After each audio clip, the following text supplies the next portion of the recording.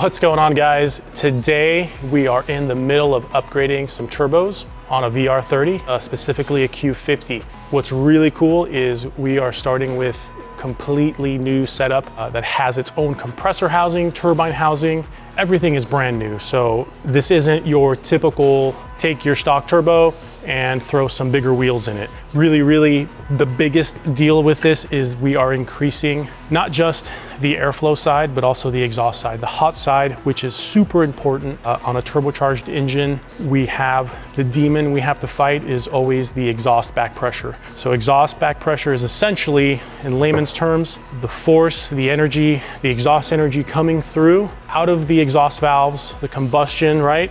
And it has to go to the turbo, right? The exhaust energy is what drives the turbine wheel. These housings on the stock setup are pretty small, included the turbine wheels. All that stuff has to get through a small area, and sooner or later, as you produce more exhaust energy, that exhaust starts to back up. And literally, it's a game of tug and war. You have the engine trying to get out all of its exhaust, but you have that small turbine housing and turbine wheel fighting each other, and you have two opposing forces and it can't get out. So exhaust pressure goes up through the moon. It's not good for the engine. You can start breaking stuff, head gasket issues, it can lead to detonation as well. We've got the Z1 Motorsports turbos, and essentially starting off with a clean slate here. You can noticeably see the difference in the compressor housing alone. With that, of course, comes a bigger compressor wheel. We're looking at roughly, it is almost a 50 millimeter inducer. So the portion that you see inside through here is the inducer size. On the part that goes to the outer part of the compressor housing, which you can't see unless you take the compressor housing off, we also have a decent sized exducer. So it's a 67 millimeter and almost a 50 millimeter inducer and exducer size. And if you take a look at our turbine housing, much bigger. So the factory turbine housing, what they call the AR, the area to radius size, this is really tiny. So this is a 5.3. And again, the manufacturer, Nissan, the reason they do something small like this is they really want to have the instantaneous response, and which is great. You don't really want to feel the lag, but at a certain point, as you start increasing the boost and the demands on the engine, this becomes your really weak link. And again, this is why these things obviously do a really good job of making a ton of torque, but they just drop off at the top of the RPMs because the engine just can't get everything out. It can't make enough boost, volume of air, and it can't get the exhaust energy off. So it's a 0.53 AR and we've got a 0.70 AR. So that's dramatic difference. And also our turbine wheel size is a lot bigger. I don't have the factory specs of what the turbine wheel size are. The Z1 stuff, the inducer, where the exhaust goes into, again, the portion you don't see inside the housing, that is a 53, almost a 54 millimeter inducer size. The exducer size, where the exhaust comes out of the turbine wheel, that is a 47 millimeter size. So you can just tell by looking at, using your eyes, that it's a dramatic difference. These are like little turbos. I always joke with people and tell them that, these are little turbos that belong almost on a golf cart, and again, Nissan had its purpose on why they did that, again, just for the response, but this is really the way to go when it comes to upgrading your turbos. Instead of just doing the upgrades that you modify the stock housings, they do okay, but this really is the best way of doing it. So Z1's done a really nice job of making this a form factor drop-in setup. We're halfway through the install. We'll show you on our engine that we are doing the setup on. We have one turbo on the driver's side.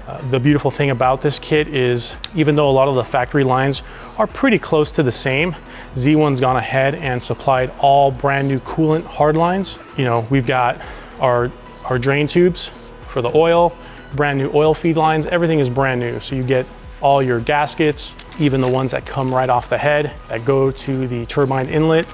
All this stuff is brand new, included, new drain hoses. So really nice job, all the hardware we need. So let's go ahead and let's take a peek at the process of installing all this stuff. So we'll continue on getting our right-hand side or passenger side on, and we'll take a look at our driver's side. All right, guys, so this is our left-hand side, our driver's side. And what we've done is the Z1 install instructions are really good. So it tells you kind of the steps to take in before you throw everything in. So we get the inboard side of the coolant lines in, the motor mount stud and nut get replaced with a bolt, and it's very imperative you get your oil feed lines installed first, because there really isn't enough room to finagle the turbo in and get your oil lines, because your oil lines on the VR30 run from the turbo to the front of the engine, unlike the GTR, the VR38, where your oil lines go to the back and you kind of have a little bit more room to work with. You know, you take your accessories off. You can see we have our AC compressor off to get to all the room to be able to snake those lines in. So we've got this side bolted in. Really, we just need to get our heat shields in, our wideband sensor, our factory O2 exhaust temperature sensor, and then we need to actually get our electronic wastegate actuator measured and set up correctly. This is very, very important. One of the big steps here. Because this is a non-red sport, you'll see we have a little block off plate, really nice. It comes with an O-ring in it, and our new oil drain line is in. So this turbo is all in, bolted down. You can see all our breather stuff, our factory hoses for that, all where coolant lines, all the factory coolant lines are gonna go in just like OEM. So really nice, really cool setup here. You can see how nice it looks.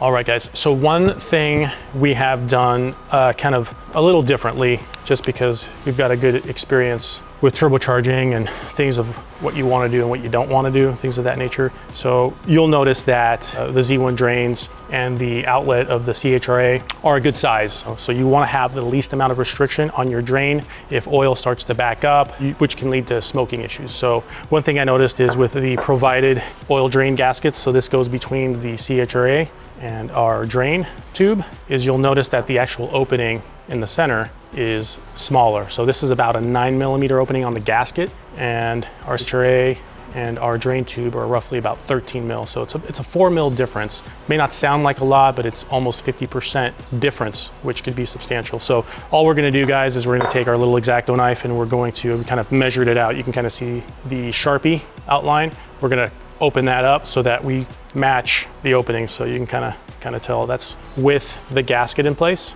and that's without it. So we're gonna match the opening. So it's the same here as it is on our center section. So one thing we're gonna do just to help improve things, just get that oil through, minimize any potential smoking due to oil drain. So very critical, very important to maximize the amount of volume of oil that can get out of there. All right, guys, so we've got this 2016 Q50 in. It's in for a turbo replacement. And at the same time, we of course are gonna be upgrading to the really cool Z1 turbos that they just came out with. Really, really nice setup because of how brand new and just out of the box, everything's brand new. So turbine housing, compressor housing, all that stuff is upgraded, which is really beneficial for this engine, especially if you're going to try and get a little bit more power out of it.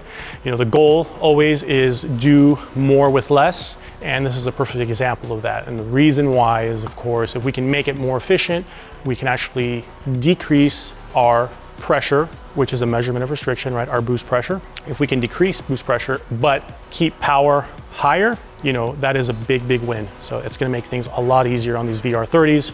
Back pressure is the demon, the devil, the evil of every turbocharged engine. So by decreasing that is going to make a huge difference, hopefully in reliability and longevity, while still able to make our elevated horsepower figures. So you can see we've got our VR30 out of the chassis. We've gone ahead and we've cleaned things up.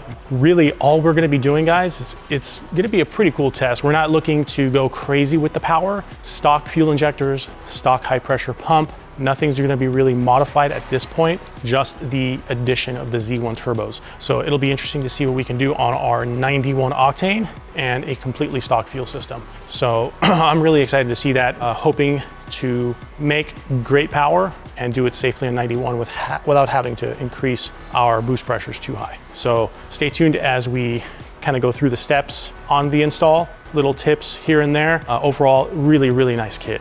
All the hardware you get, brand new lines, everything makes it really simple and really a pleasure to install a kit where you're not having to look for things and try and make things work, which, you know, we are very accustomed with doing in the aftermarket. You know, you really, a lot of times you have to modify stuff, and so be it. I mean, that's the way it is, right?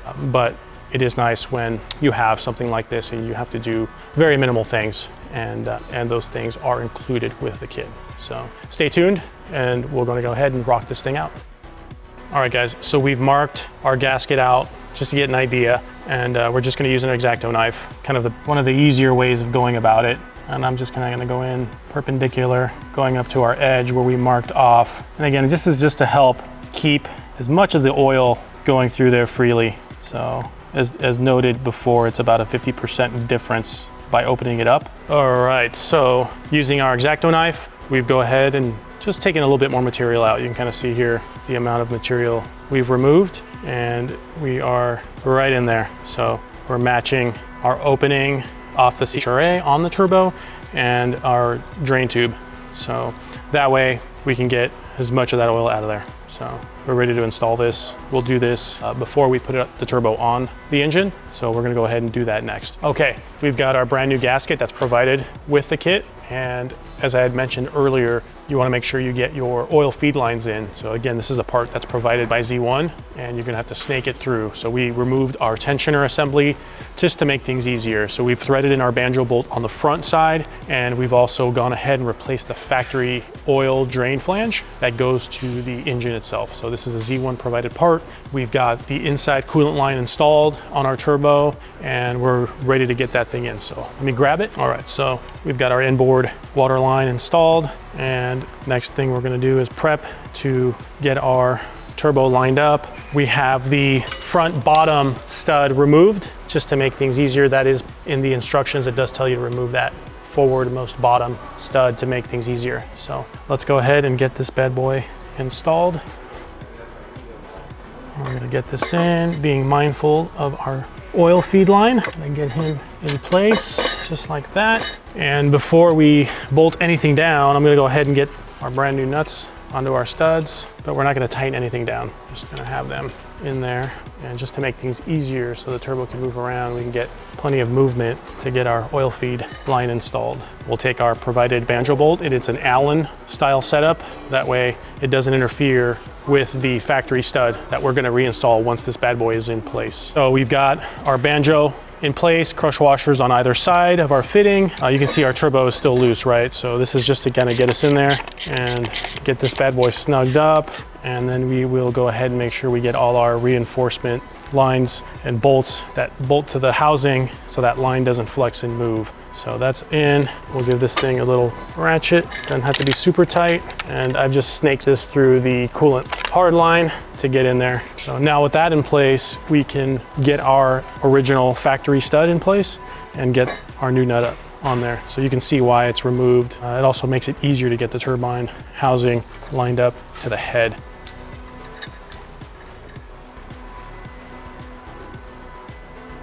All right.